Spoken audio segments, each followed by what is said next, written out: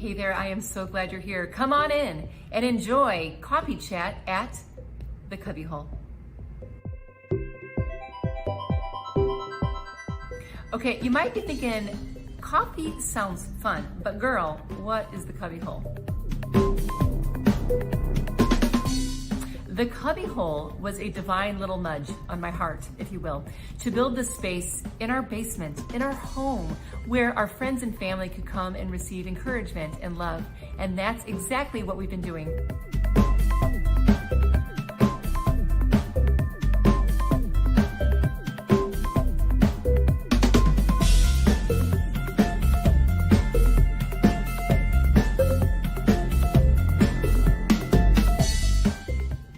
I've always known that the Cubbyhole would have a ripple effect out into the world, that it could bring encouragement and hope, not just to people that could visit here in person. That is exactly why I do Coffee Chats. I get to take some of the coolest people that are just like you and just like me, who have skill and talent, but most importantly, they have a vulnerable, relatable story that we can all glean some hope and encouragement from. So grab a coffee, cozy up, and enjoy Coffee Chats at the Cubbyhole.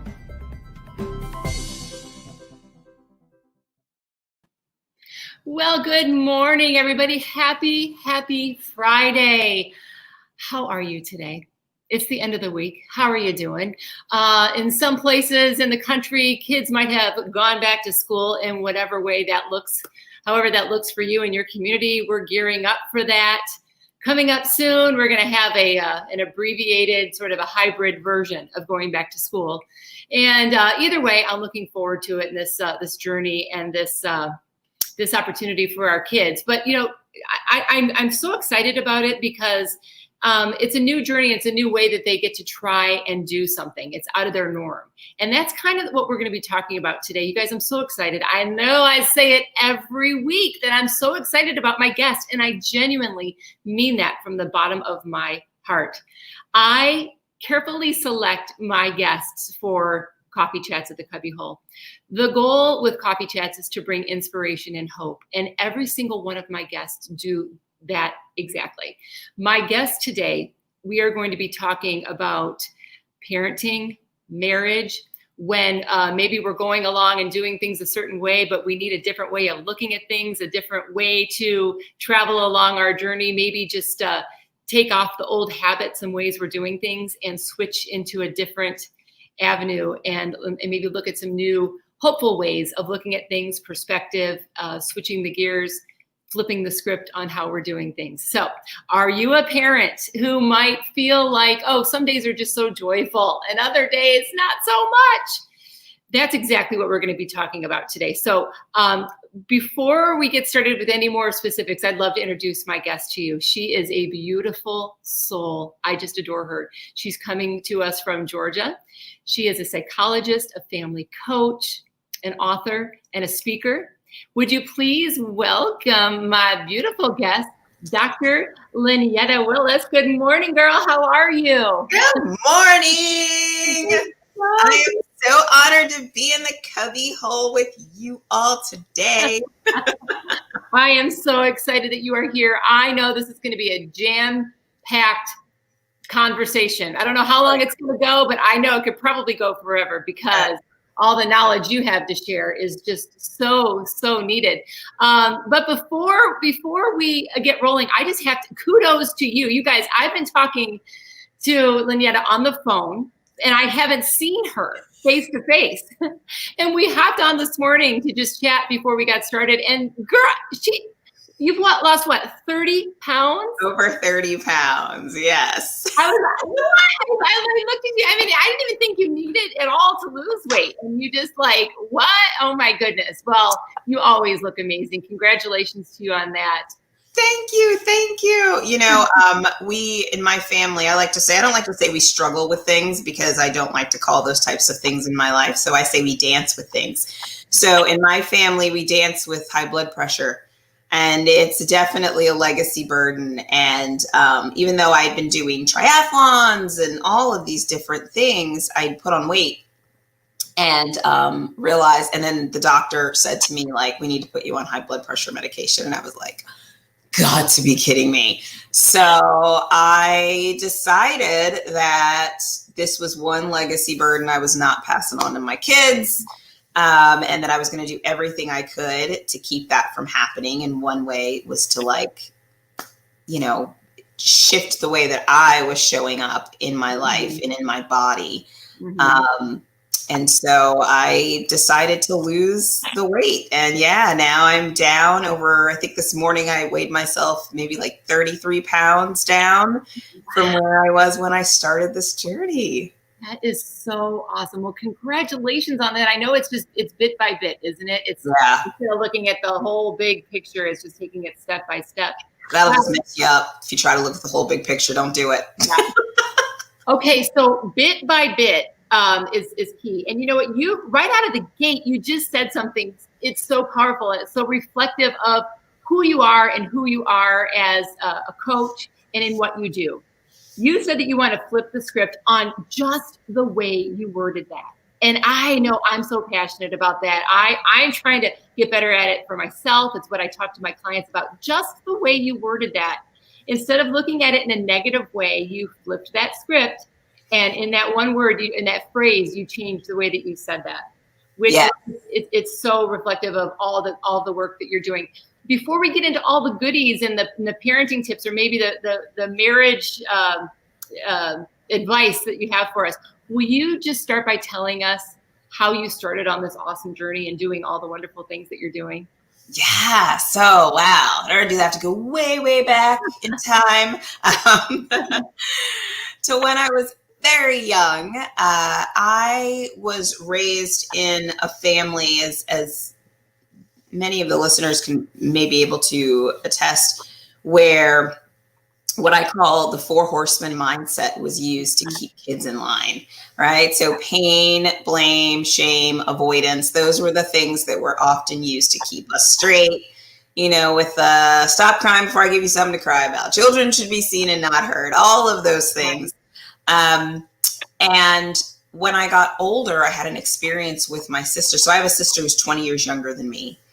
And we were in my grandmother's kitchen one day, and she had done something to make me angry. I don't even remember what it was, but I remember I turned and I looked with her with such anger in my eyes. And I said, something like, I'm so angry I could smack you right now. And like, I was the big cool sis, right? Like I was the one who she ran to again and hung out with. And I just remember seeing her face just deflate, like her whole body. And she was like 2 at the time. And I remember in that moment, I like flashed back to a time when that was said to me. And I said, and I didn't even have kids of my own at that point. But I said to myself, I'm, this is it. I would never lay a finger on her. And I was like, I'm not going to perpetuate this. This is crazy. We're done. And I decided in that moment that I was going to retire those horsemen from my family's lineage. And after that, I had a number of experiences with bullying and abuse and things like that led me to shift how I viewed myself. Like I viewed myself as less than and not as important.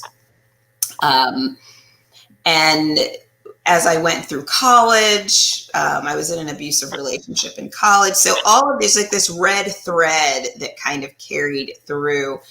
And so when I got out of college and into graduate school, I decided I was going to do counseling. Mainly because I think I wanted to heal myself, and I figured I could either go through the deep work of like, working with somebody and like diving into my stuff, or I could get an education, all up in my head, and heal that way. Yeah, for sure. Hey, that's the way to go, right? Exactly. Like I don't need to feel. So I went, got a master's degree. That didn't help. So I went and got a PhD. Right. Still struggled. So then I realized, okay, fine. And I actually did the work. But what I do with my, with all that education now is I love helping people do what I call break free from stable misery. Yeah. And their families and their parenting and their partnership. And I know what that feels like because I lived there for so many years, that place where things are going along fine, like nothing was wrong, but I was repeating the same patterns again and again. I was talking to myself in those same unhelpful ways again and again. I was engaging my husband, and our marriage was in a stable misery pit for almost a decade because we were repeating same patterns again and again. And though everything was stable, we were essentially miserable. I was miserable. And realized that that's not way to live life. That's not happy. And it's certainly not what I wanted to model for my children. Right. So I did the work. We did the work. We shifted how we were showing up. And now I absolutely love helping people do the same thing for themselves and their families.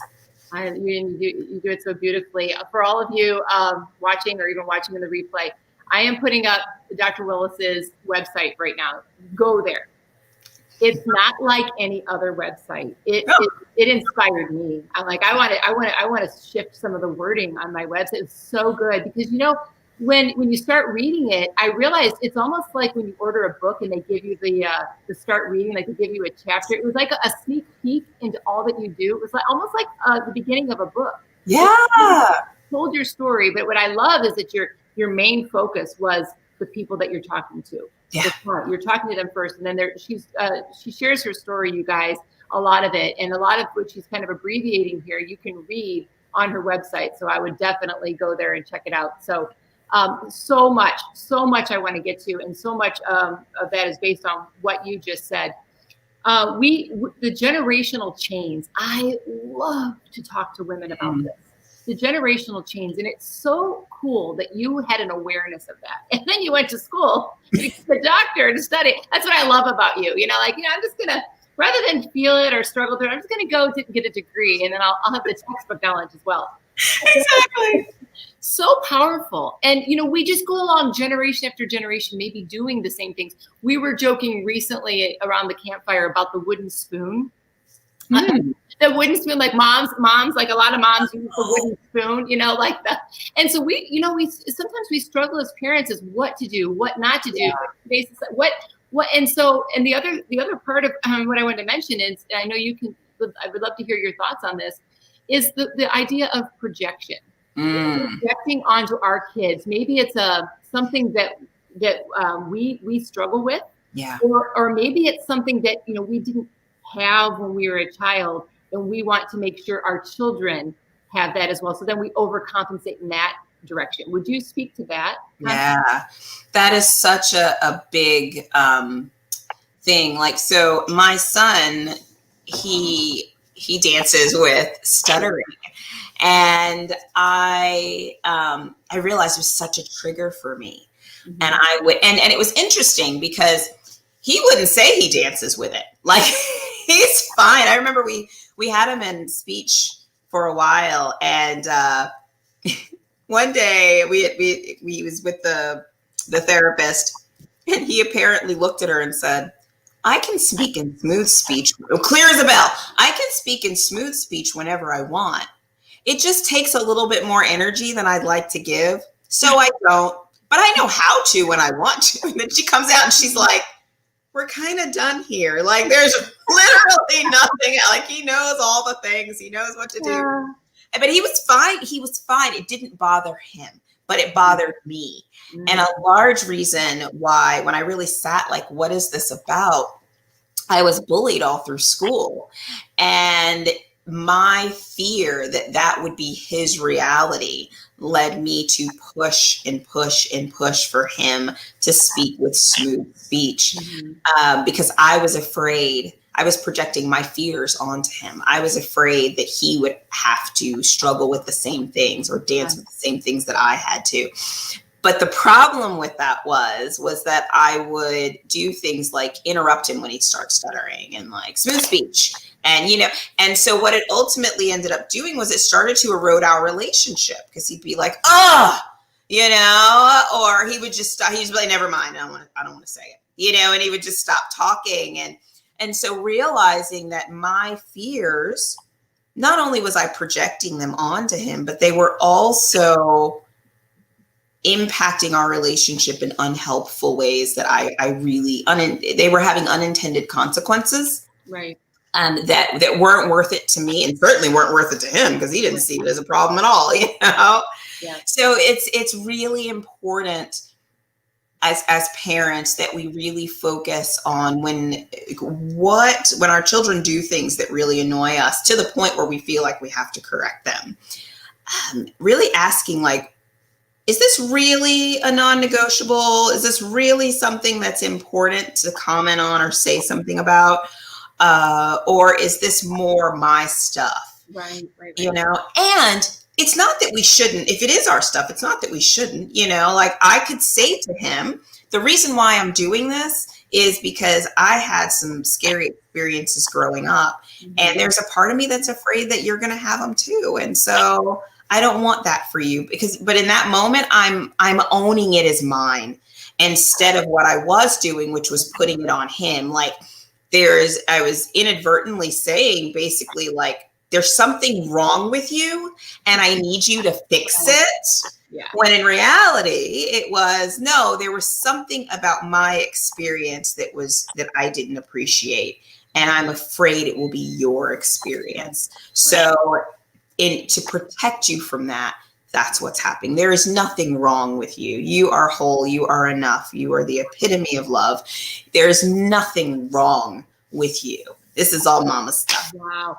That is taking a situation and instead of moving full force just forward, it's so expansive. Yeah. You're showing them a broader perspective, the peripheral of what you want them to see and what you're able to see because of your knowledge and experience. Would you explain what you meant by unintended consequences? Mm-hmm. Right. So, yeah. So any parenting research that you read, the basic foundation of it all is what is required in order. Like, I could give you 1,000 tools to use to get your kids to listen and get your kids to do A, B, C, X, Y, Z.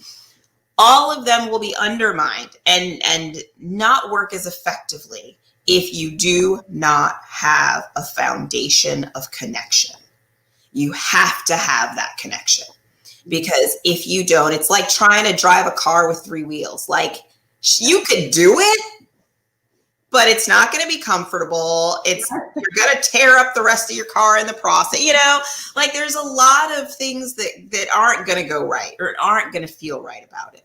Same thing with our kids. You can get them to do what you want them to do without connection, but it's not going to be a smooth ride. It's not going to be fun for either of you. Right? And so an unintended consequence of our projections when we're not consciously aware of them or we don't own them is we erode that connection. Okay? Because our kids don't understand, because they're like, this doesn't track. Like, you want me to stop stuttering. Why? Like, it doesn't bother me. I don't understand. Right. So for me, the unintended consequence was it was eroding that connection because I wasn't aware initially, and I wasn't being completely transparent with him about why I was pushing so hard on this. Right. So it was, I wasn't fully connected within myself. And as a result, I wasn't connecting with him. And the unintended consequence, while I was ultimately trying to help him and protect him, the unintended consequence was I was creating disconnect and distance between us. So good. Now, what would you say to parents that they're not really sure what to do about that? And I'll give you an example. You have a variation between everyday circumstances and then the tough things that kids get into that have to be corrected. And a lot of that is just because we have to be parents. We have to like a child that you continually. I struggle with the word saying tell, but encourage or you're requiring them to clean their room on an everyday basis. And I'll speak for experience like that, or from my own vantage point. That's super important to me because my grandfather instilled, doing things the right way, doing a job well done, being organized, taking care of your personal space. So I feel like I project that onto my children. Mm-hmm. But then again, we have to hold them accountable for things like that. But I feel, and it's typical in parenting, that I'm eroding that. It feels like I'm eroding that connection. Yeah. And I always tell them, we're not peers. You have to have that authority over your children. But then what I found down the road is that stopping and ultimately talking to them about the benefits of it and things like that. What do you say to that? That's number one. And number two, you have children that are doing things that are really, they might be dangerous or getting themselves in trouble or bad choices. Same thing. You have to be the authority and the parent. But the slippery slope is that we may accidentally, without even trying, we're trying to get it right and we're trying to spin all the plates. We might feel like we're eroding that foundation between us. What's for you, girl? Yes. My coffee and listen. I love it. What a good example.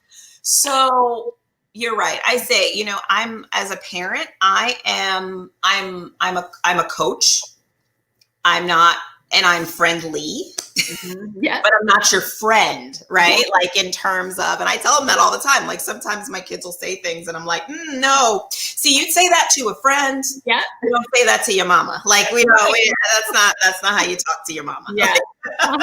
Perfect for your friendships though. That was hilarious. Yeah. Loved it. You just validated them in that it's okay with your friends. So yes. As a peer, that was hilarious. It didn't feel good. So I always view it as, how can I coach my child in this way? And if you think about a coach, like on a team, like a football coach, right?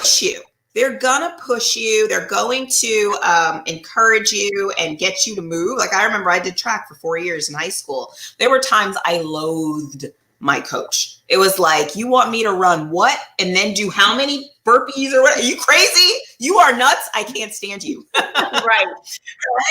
And it was really important to do that push. So here's the thing. Our kids aren't always going to be happy with us. They're not even always going to like us. I mean, it's just, my kids have looked at me and been like, I hate you, and I take that as, okay, I'm probably doing something. Okay, then, you're pushing back on me and that's okay.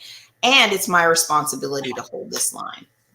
The example that you gave with regards to your grandfather, the thing about that I love so much is, you knew where that value, in that case, you're talking about a core value.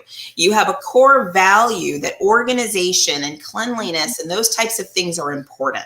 And you want to pass that value on to your child. You know where that's coming from, right? So it's not this subconscious projection like me with my son with the stuttering, right? Like that was more of my issue. The other thing is, you don't want to live in a pigsty. Like as long as your child's living in your house, you have a right to say, right, I don't want to live in a house with a room that looks like a bomb just went off in it all the time, right? Like I have a need to have an organized space, So it's okay to set that up and say, hey, this is the way things are. Now, here's the thing. And you commented on this and I love it so much. I talk about this in parenting and I talk about this in marriages. Oftentimes when we kind of bump up against our children or our partners, what we have a tendency to do is we put ourselves on opposite sides of the team. So think of it like a volleyball net, right? You have a volleyball net and you're on one side and your child's on the other and you're just spiking the ball back and forth. Like, you clean your room. I want to clean my room, and you're just going against each other. But what I often encourage parents to do is, what would it be like if you brought your child to the side of the net that you're on and you put the issue that you're trying to solve on the other side of the net? So now you're on the same team. So you can have a discussion. It's like, when you're in a game or whatever, sometimes you call a timeout, you come to the sideline and you talk about what your play is, right? It's like, okay, here's the thing.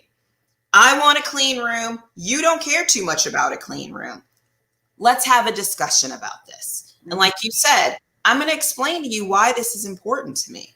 Now we can navigate and negotiate when it gets done, how it gets done, all of this, because whenever we can give our children freedom and room to create their own solutions and come up with their own ways of doing things, that is such a powerful way to move out of a power struggle. Mm-hmm. When we come in with, this is how it's going to be, this is when it's going to get done, this is what it's going to look like, this is how, that's when we get the pushback. And even as adults, if I'm working at a job and my boss comes in and is like, you're going to do it this way at this time and this thing, I mean, I might do it, but I might I'm not going to enjoy, I'm not going to do it as well. I'm not going to have a great relationship with that boss. I might even stick a little something in there to get back at him. You know, who knows? I'm revealing things about myself, like a little, okay, anyway. But, you know, we don't want that, right? So right. I love when you said, like, you sit down and you have a conversation with her. Yeah. You know, and you basically treat her like a human. Like, all right, maybe you don't understand why this is important. Like with my children, we had this period where they would sneak snacks in their room. And then we'd see bugs. Yeah. And then they'd scream at us in the middle of the night, I got a bug. And I'm like, you think? They like, bugs love Cheez-Its too. Okay. Exactly. Wouldn't you want to eat a Cheez-It if you were a bug? Exactly. Seriously. You know? And that started to cut things down a little bit with the food in the room, because they were like, oh, I don't want to see these bugs either. Right. So having a conversation about why it's important. And most of the time our kids don't like living in pigsties either. I mean, I could be a clutter bug. And my husband is the exact opposite, which I'm so grateful for, because this house might look like crazy. But I'm not gross, but I'm fine with clutter. Like, you know, if there's like a stack of something, I'm okay with that. Where he's like, what a good pair you are. That's awesome. We drive each other nuts sometimes, but it's so good.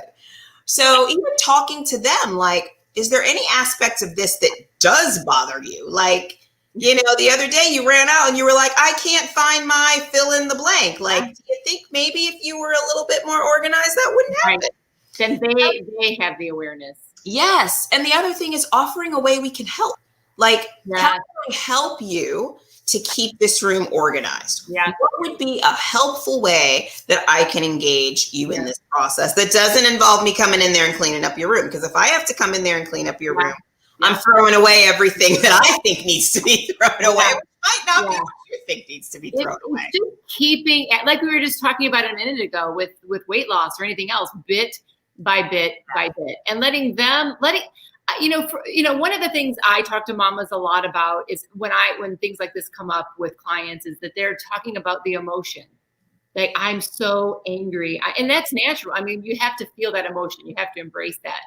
But I know for me personally, there was a big shift because, you know, like in my family, in any family, there's a lot of emotion, a lot of verbiage that's going toward one another about the emotion. And I know personally, I find the most success in those moments when I take out the emotion, and it's so easy to get caught in the emotion.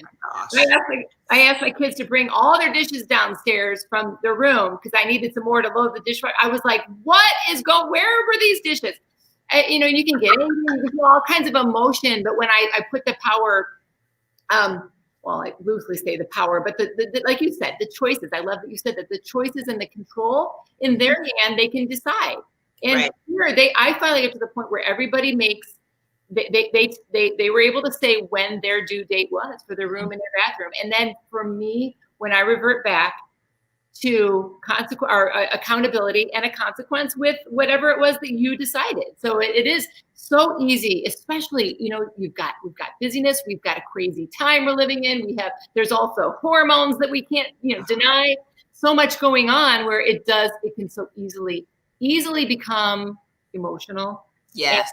Generational chains that are just weighing us down. So I love everything that you shared.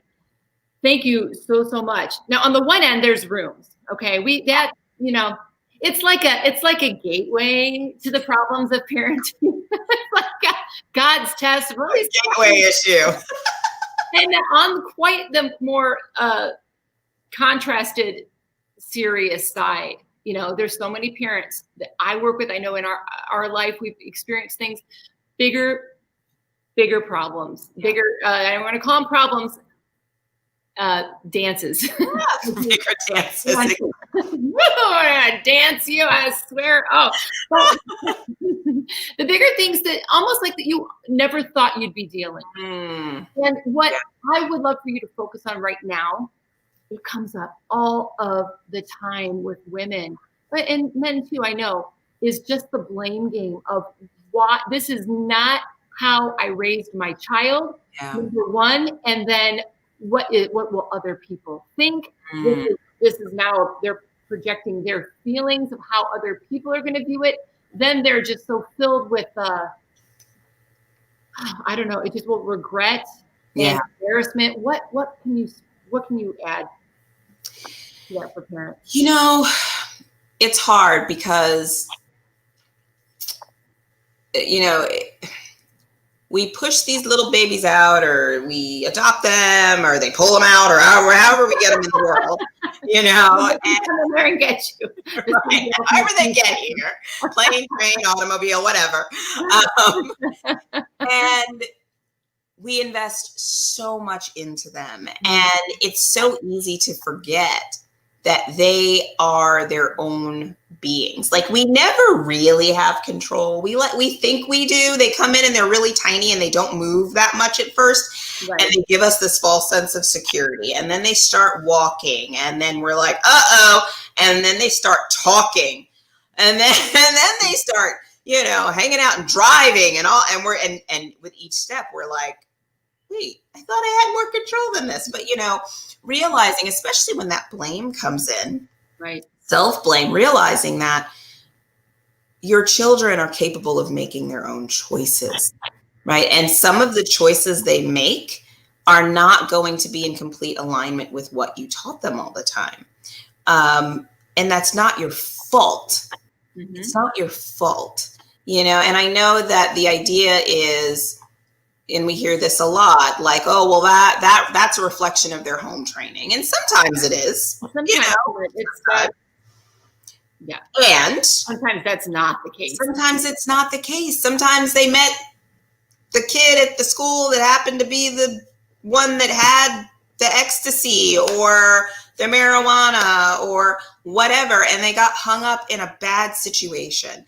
And this is why it's so important to have that connection and to create that, especially when they're young. But it's never too late to create that connection with your child, because I kind of look at it like a this is an odd imagery. I get a lot of images, but like a balloon, kind of like in a tornado, right? And that balloon is your child, and they're just flipping around in the wind, and it's just carrying them everywhere.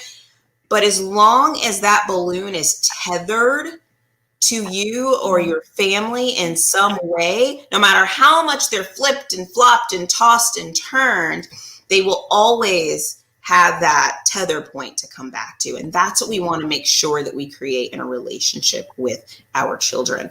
My sister, she's 22 now, and she calls me her second mother, you know, because we were so different. We didn't really have a normal sibling relationship. So I did mother her in a lot of ways. And you better doggone well believe, when she was a teenager, there were times where I literally wanted to pull my and her hair out because she would just do things where I was like, what are you thinking? Like, on what planet was that? Did that make an ounce of sense? Like, I don't understand. Yeah. And it would drive me so crazy. But there were times where I realized and I would talk to my mom, I was like, the best thing we can do is make sure that we keep the line of communication open. We keep the shame down, right? Yeah. Because if we start funneling the shame horseman into the relationship, then she's really not going to come back to us, you know, when she needs help. And there were times where she needed help, you know? And so making sure that you keep those doors open as much as possible while expressing. Don't be afraid to express, you know, what the values are and what the non-negotiables are. And I'll remember, you're a coach. When I would get out there and I'd be like, Coach, my feet are hot. I don't want to run. And he was like, first of all, I'm not sure that's a thing. But second of all, sorry, your feet are hot. Go run your 3/400s, you know? Yeah.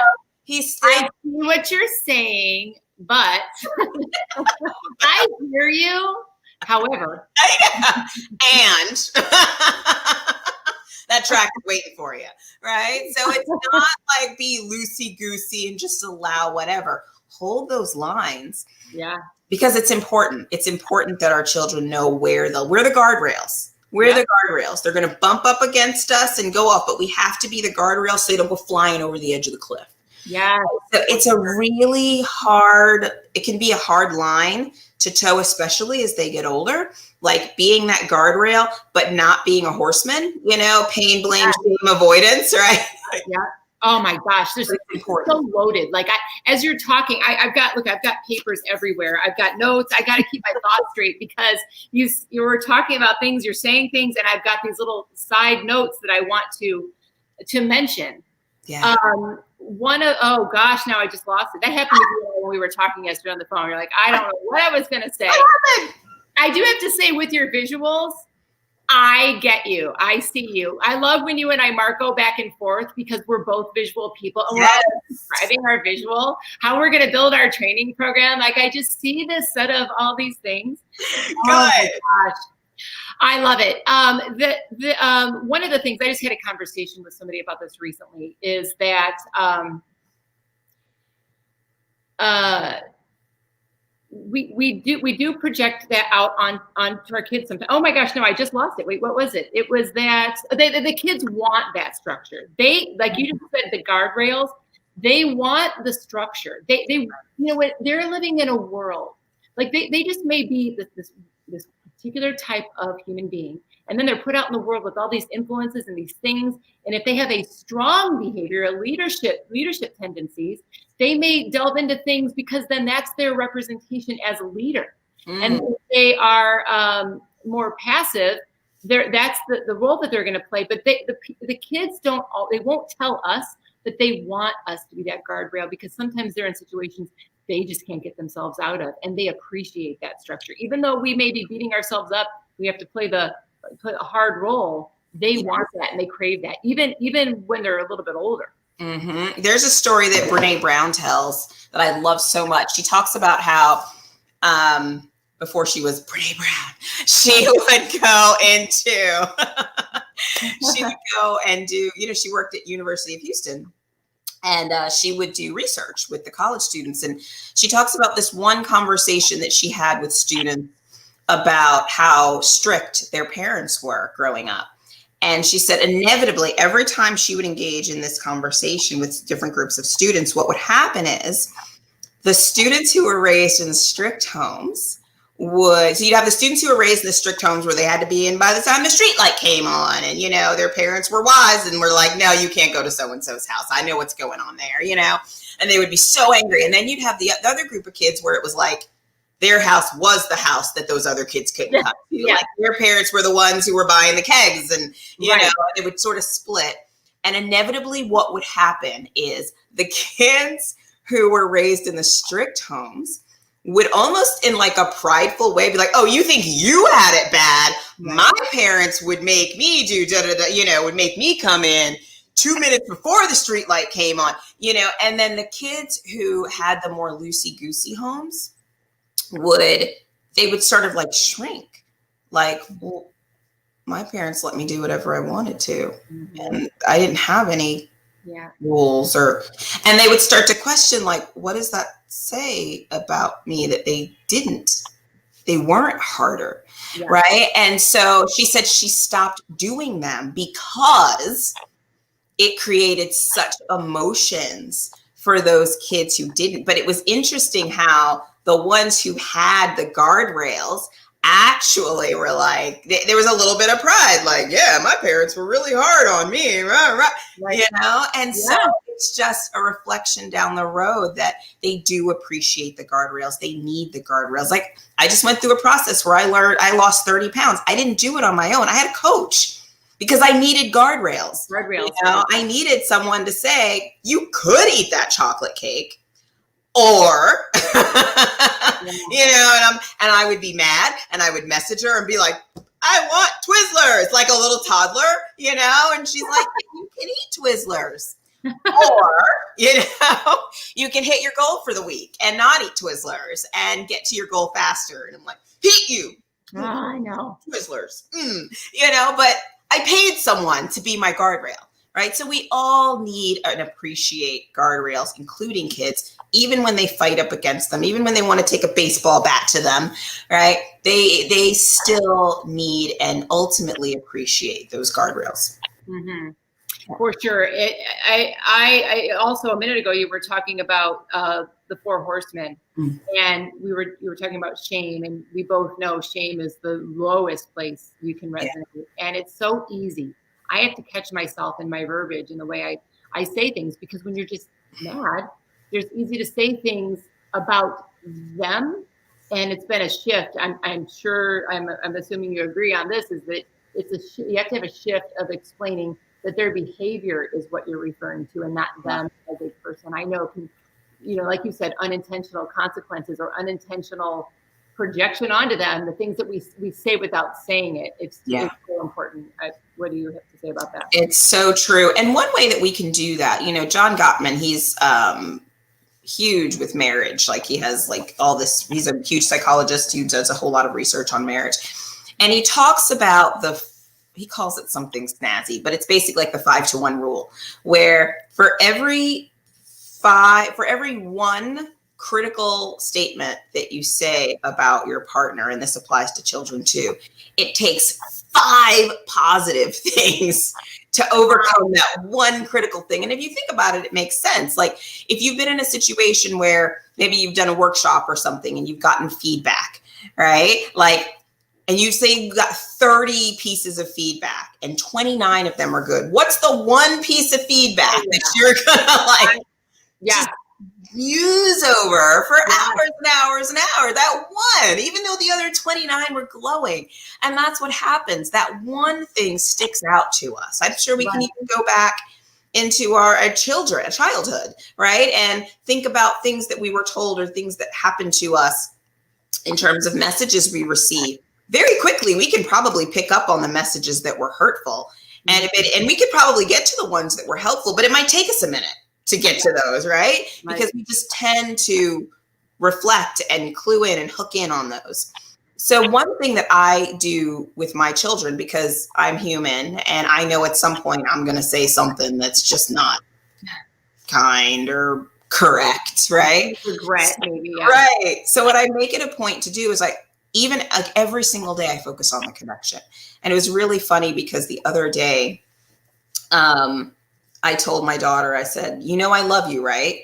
And she was like, yes, because you tell me every day, all day. And I was like, oh, I do, right? And it's funny. She's like, yes, every day, all day, you tell us you love us. And I said, but do I show you? Do you believe me? And she said, yes, I believe you, right? You show me you love me. And I said, well, how do I show you I love you? And she's like, well, you take care of us and you hug us, and she just sort of went down. And so I think it's important to check in with our kids, because we might assume that they know, but checking in, do you really know, right? And making sure that multiple times a day, every day, we're verbalizing and that we love them. We're verbalizing what we see in them, right? And who they are. We used to have, we still do, but we just haven't done it as much. We have this mantra. Every day I would have them say, I am a soul made of pure love. I have a body, but I am not my body, because I am a soul made of pure love, right? So things like that, just having them to realize who they are and how we see them, right? Just constantly, whenever we can, whenever we think about it, pouring into them. I am so proud of you just because of who you are. You are a magnificent being. I am in awe of you. I love you so much. Just things like that. Just, if you can't think of them, make a list of things you want to say to your kid and try to say one a day, and just put up sticky notes like, all right, these are my 8 things. And it's okay if you repeat the same things over. Like my daughter, she was like, oh my gosh, I know you say I love you like all the time. Such a good You'll know it. You'll remember it. That is so great. Oh, they do appreciate it, and it's needed. And there's the kids too that are real quiet. We always assume sometimes there is the focus on the more extroverted kids. Yeah. And it's so true that the ones that don't say anything, it's important to connect with all of our kids, but the ones that are more quiet, there's so much repression that can be going on. I found that from personal experience and with clients, there's just so much that the more quiet kids might be repressing. And in a lot of cases, the kids that are not expressing, there's something in there that they're holding back. Maybe they feel like their point isn't validated. They aren't allowed to speak. Everybody else is more important. And that's important to just have those conversations and sit down and just kind of get it from them one-on-one, because I also work with women, I'm sure you do too, who they were that child through their life feeling like they're people pleasing. It's, oh no, it's better to just let other people shine. And then that creates its own set of conversations and opportunities for them to go in a certain way. And it reflects in how they parent too. I was just talking to a mother the other day who said her sister was a handful and got all the attention. So she would just sort of sit back, and she just learned that her needs could be put on the back burner, and in some ways just weren't as important. And how that shows up in her parenting is she's in this space where she would cater so much to her child that she would forget her own needs. 100. I see that so often. Yeah. Just then that they are, and then they're even there's almost like a shift in the parent-child role as well. Mm-hmm. Yes. And just reminding her, like, your needs are important too, right? Yeah. And almost like she's like, yes. But I'm like, no, I don't think you believe me, but that's right there and talk about that. You're saying, right. I'm not convinced you believe me on that. I'm just saying. But then having the conversation around, do you realize that you are modeling this for your child? You are modeling for your child that as a parent, my needs are less important. Like we were talking about the organization earlier, like your need for organization is important and deserves to be honored.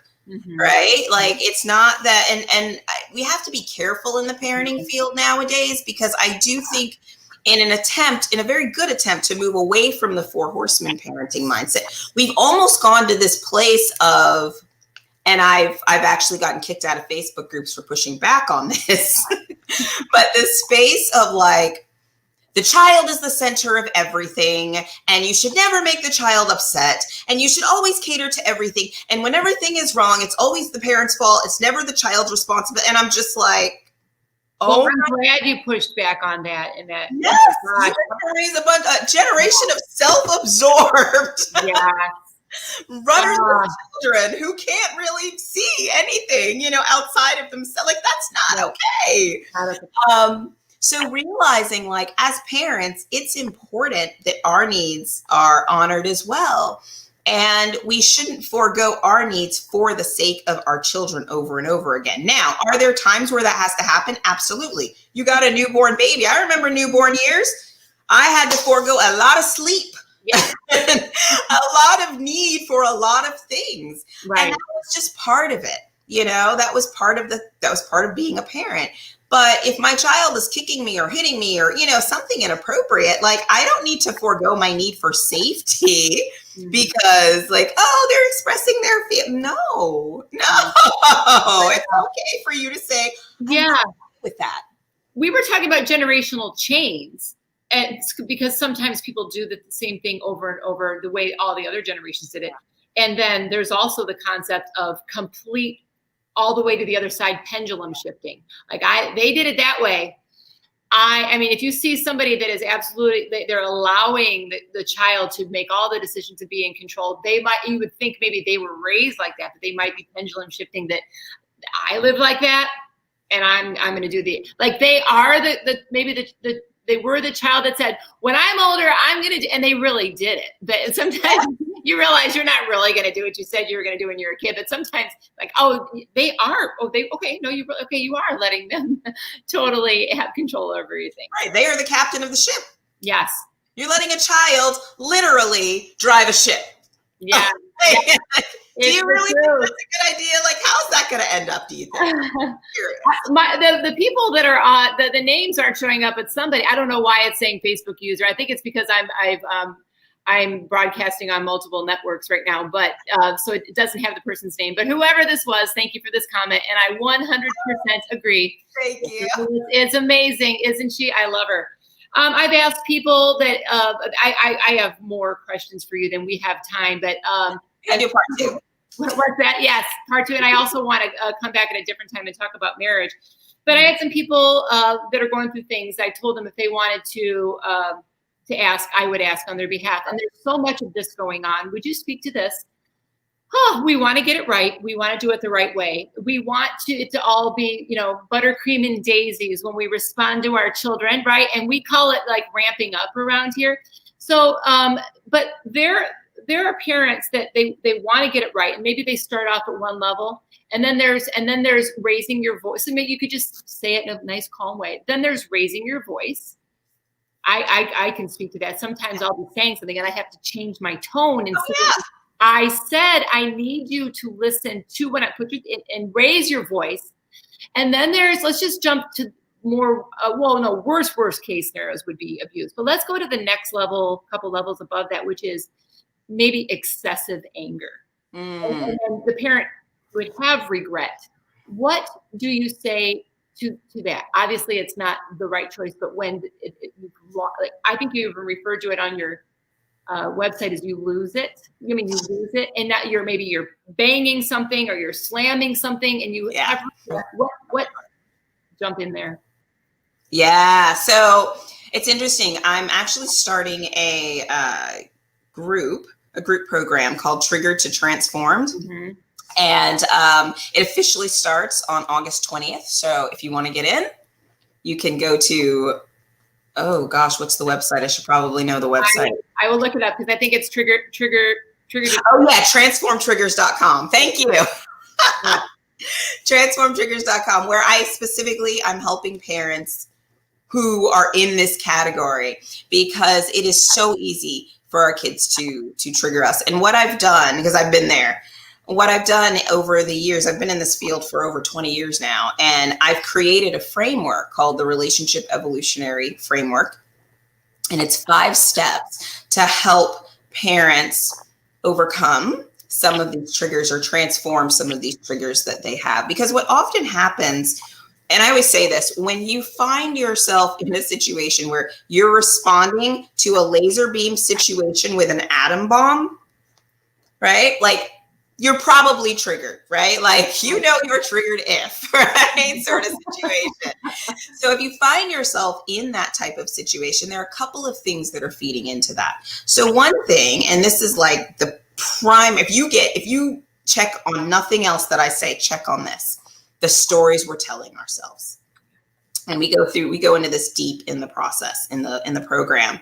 The stories we tell ourselves are absolutely 100% of the time one of the first things that are going to drive us to maintain and increase that anger. And a lot of times we think we're not telling ourselves a story because we can so I'm 0 to 60 like this. Well, not really, but what's happening is that story is so automatic. Like, my kid's being manipulative. They're not listening to me. They're going to end up in a back alley one day, criminal, hurting, but they're going to be a sociopath if I don't change things right now.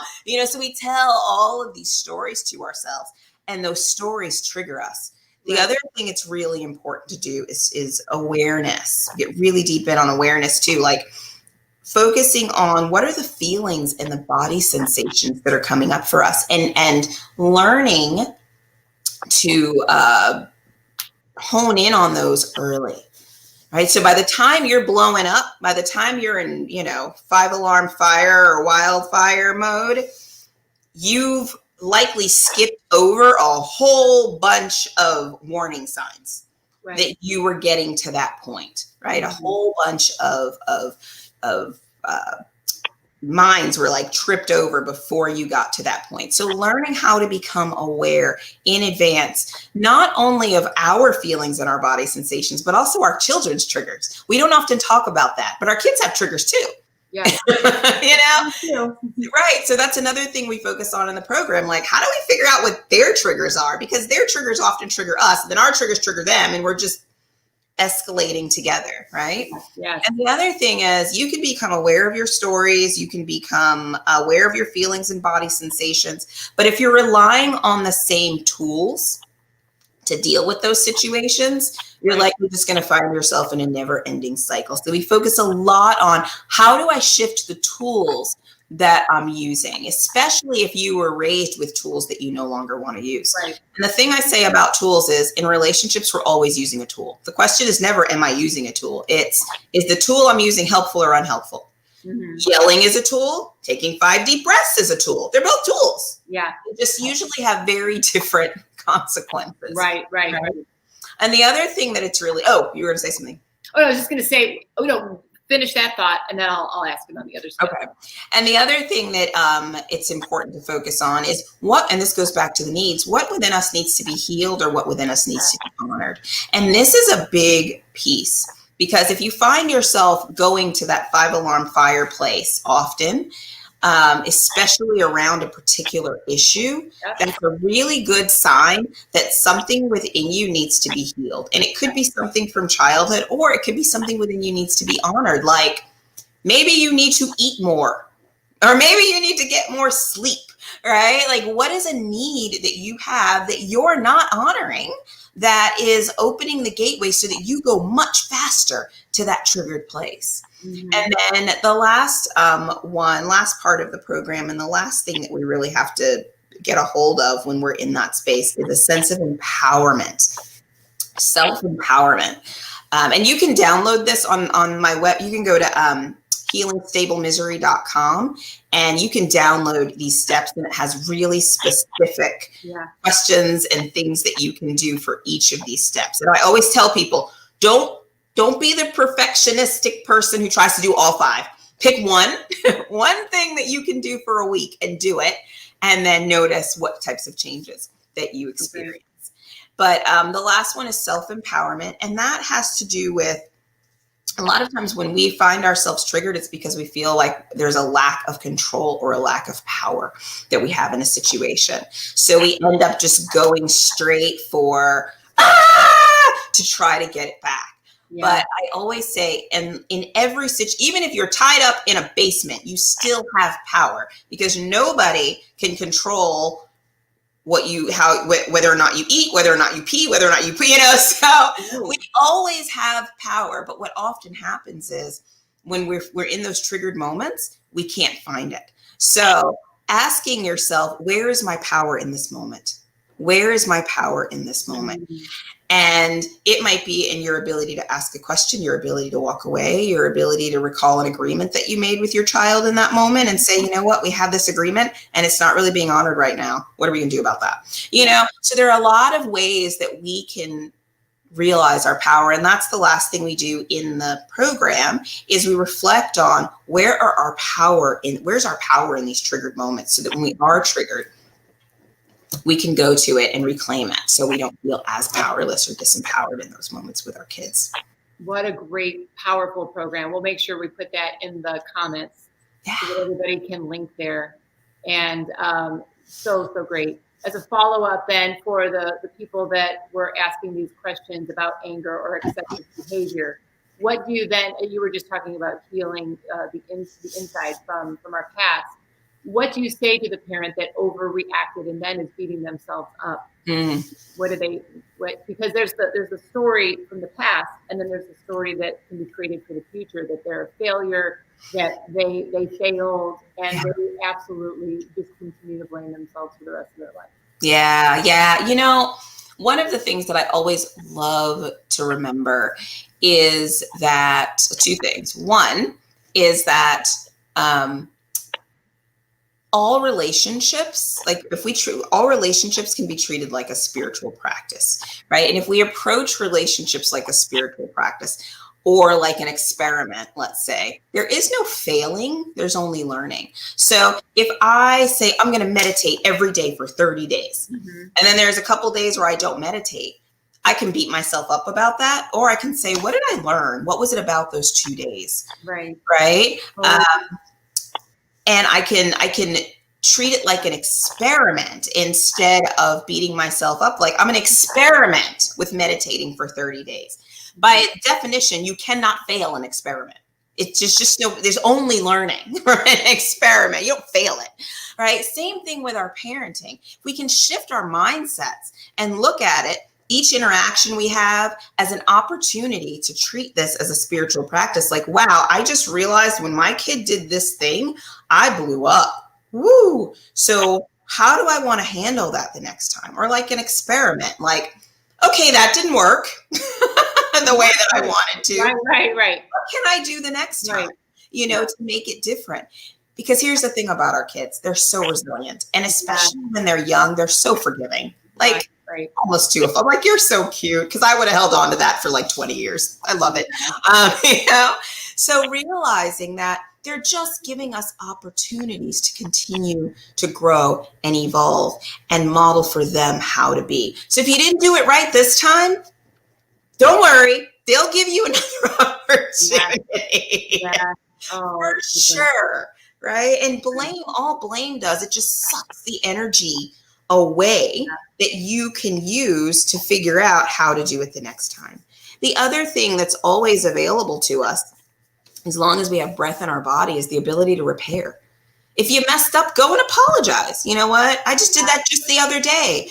I was really frustrated because I thought I had more time than I did to complete something. And the kids were like running in and out. And because, like they're in my workspace now and all this stuff. And I kept snapping at them. And finally they went outside and I was like, guys, I know I was snapping at you a lot this morning.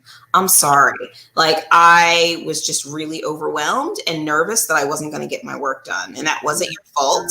And I could have handled things differently. And they came over and they were like, that's okay, Mommy. They gave me a hug. I'm a huge advocate of that. Obviously, to expect perfection of ourselves it's just unrealistic. But I am a huge advocate, of showing the child where you went wrong. Yeah, because they're not going to be kids. They're going to be adults and possibly parents a lot longer than they were children, and they're going to need to know that they may screw up, and they have that example that they don't have to be perfect, and that they can ask for forgiveness, and they have a good example of how you went full circle in those moments. So much, literally so many notes. And I have a daughter who I already told, she's at volleyball, done at 11. And I said, like I said, you might have to go sit and watch the pom squad and the cheerleaders a minute, because I'm going to be, I knew this was going to go long because I could talk to you for so long. Okay. So we'll put your program in the comments. Do you have any freebies, or you said downloads that you will? Yes. So go to healingstablemissouri.com. Yep. And you can download it's a roadmap that I've created to help you break free from stable misery in your parenting and in your partnership. And like I said, just take one thing a week to really focus on, because it looks like you could just go through all of them really fast, but that could be overwhelming to try to keep up with those things. But just choose one. Even changing one of these things will absolutely transform the way that you show up in your relationship. So please, please, please go download that. That will make the change all so much more sustainable when it's bit by bit, you're really letting it absorb, instead of that, okay, this is a course and I need to do this all and I'm going to get it done. And then it's just absorb. Yes. And then the transformtriggers.com is the course the program that starts on the 20th. Okay. 2 more points before we go. What I wanted to know, if there's anything else that you would like to add that you feel would be important to leave parents with, and then also what you can say to parents about I know it's a loaded question, but just abbreviating it, just touching on it with children and back to school. Obviously, a lot of us probably thought things would be different, and they're going to be, in their new normal with homeschooling or hybrid or whatever. Can you speak to that, and then anything that you'd like to add as we close out? Well, it's funny. I can like both of them. I could say the same thing, which is great. So just reiterating, treat it like an experiment. Remember, with an experiment, there is no failing, only learning.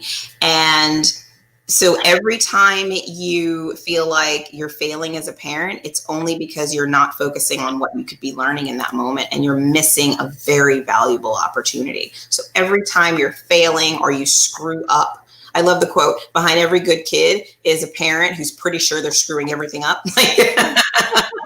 Right? So it's normal to feel like I feel like that sometimes, and I help people with this, but flip over to that. What am I learning in this moment? Right. And then same thing with going back to school, treat it all like an experiment. Like everybody's on this at the same level, struggling in the same ways, right? So if something doesn't work out very well, be like, all right, how are we going to shift that? What are we going to try next? And no shame. I just put something on my Facebook page that was like, okay, let's try this. Let's start practicing this now. And it was like, you have a friend that sends their kid back to school. What you say is, I'm so proud of you. It must have been really hard to make that decision. You have a friend who's going to homeschool their kids. What you say is, I'm so proud of you. It must have been so hard to make that decision. And it was the same thing for virtual learning. It's like, don't shaming each other is not a thing. Stop it. Yeah. Exactly. Everybody is doing the best they can with the resources and the knowledge they have. So don't shame yourself. Don't shame your friends, any of that. Whatever you decide to do with your child, it's all an experiment. You can shift and change at any moment. So give yourself and those around you the grace to realize we're all experimenting here. There's no book on how to handle school, how to parent in a pandemic. There will be after this, I'm sure. But right now, there isn't one. Perfect. Oh my goodness. We could go on. Like I said, I want to have you on for a whole different conversation about marriage. I thought maybe we would touch on it, but I thought, no, this is just too good. Well, thank you so much, everybody. I'm glad that people will be able to catch this in the replay, and it will be on my YouTube page as well. So Dr. Willis, thank you so much.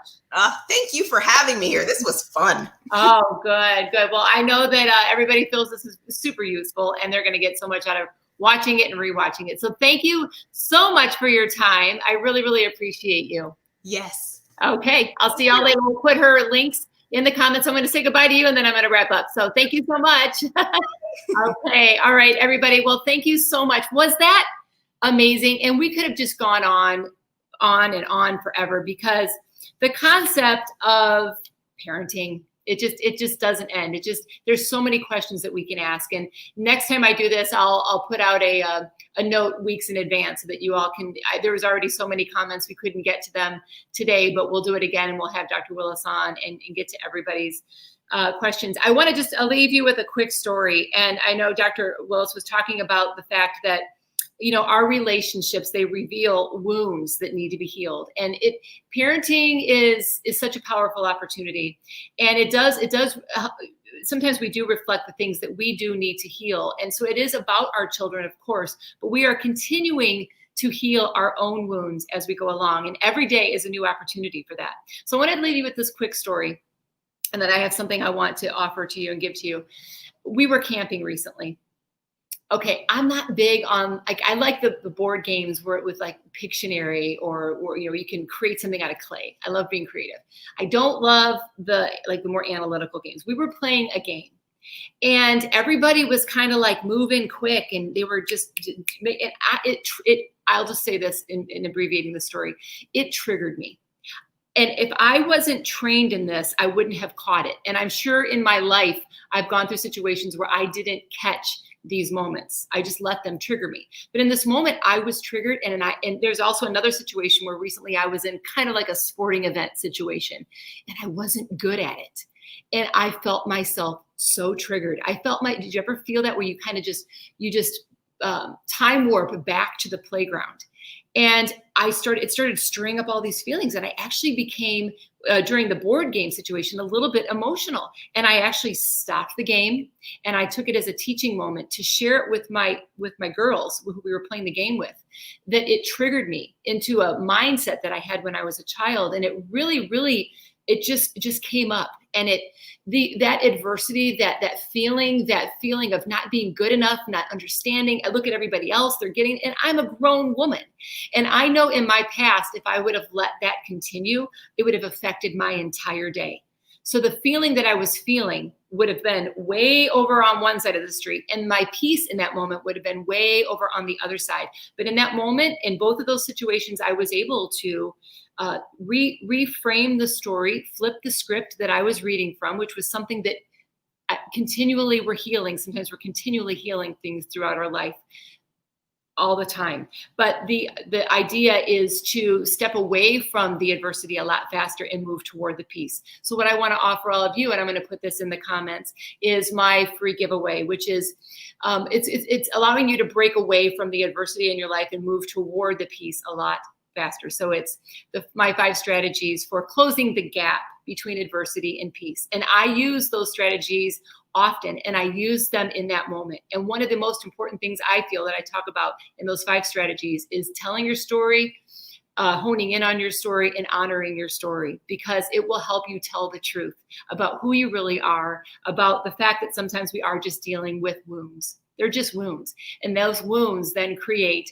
false beliefs, which then create the actions that we may want to take or may not want to take. So that is my gift to you. You guys, thank you so much. I'm going to go pick up my daughter from volleyball. And next week, I have a beautiful, beautiful soul joining us. Gail Cooper is my friend. This woman has been through so much. She's been through tragedy. She has been through the cancer journey.